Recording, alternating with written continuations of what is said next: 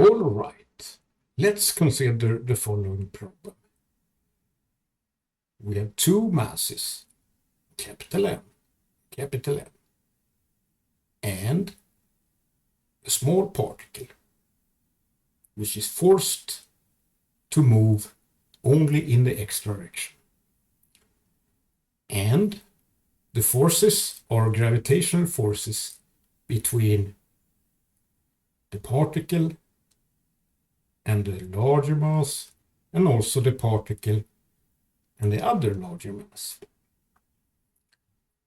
So the particle M will feel a gravitational force in the direction here, like F here. And by symmetry, there is also a force here to the other mass. But we can note that the x component of the force here and here, they are exactly the same. So let's see if we can figure this out. We should find the potential energy that this particle M is moving in due to these two larger masses. And first of all, the distance between the masses here and the same here is given by this equation here. Square root x squared plus a squared. And the x component of the force is, of course, the length of this side here times cosine phi. And we can see that it's like this. And the total force in this direction, in the positive x direction, is twice the component for each interaction. So it's given by this, and the gravitational force is, as usual, gmm over r squared, and that's this because of that. So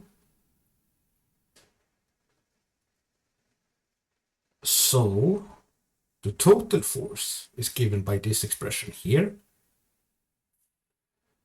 And now we can try to find the potential energy, which is defined by the force in the x direction is the gradient, the negative gradient of the potential energy, according to this formula here. And then we can guess a little bit that it's something with the square root here.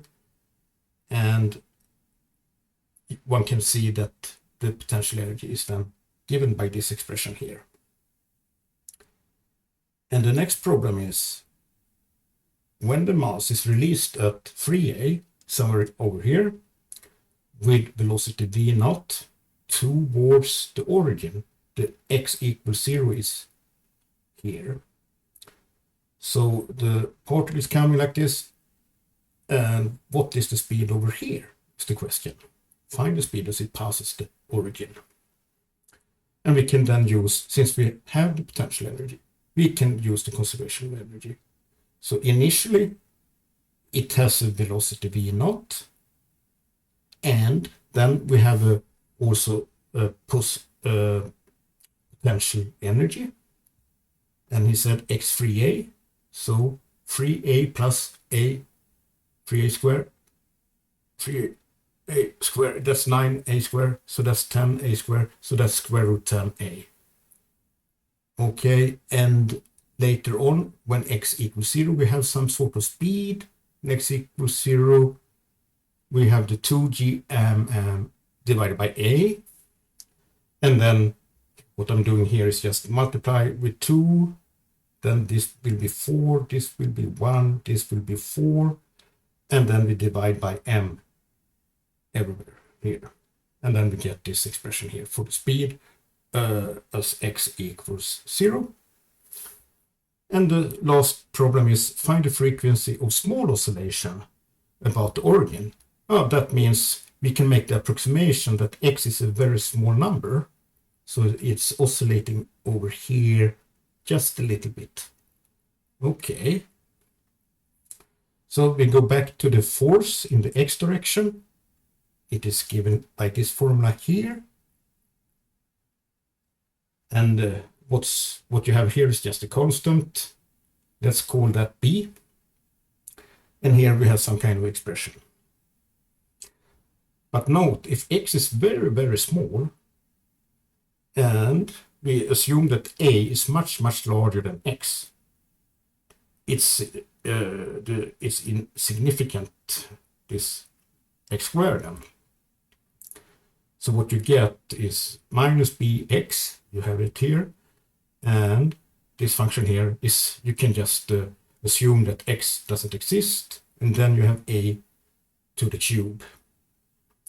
So you get this formula here, and that can be written minus b divided by a cubed, which is a constant. So now you have some force equal minus kx, that's the ordinary spring force, and then Newton's second law is written here, and the standard solution for such a differential equation is given here, where omega, the angular velocity, equals the spring constant divided by mass and square root of that, but the spring constant is this, so you have this, and b was given by this, so one mass here disappears because you have that mass here, and the final solution is the following. That is the angular velocity for small x if we let this particle oscillate between, x, for example, 0.01 and minus 0.01, back and forth. Okay, thank you very much. See you later.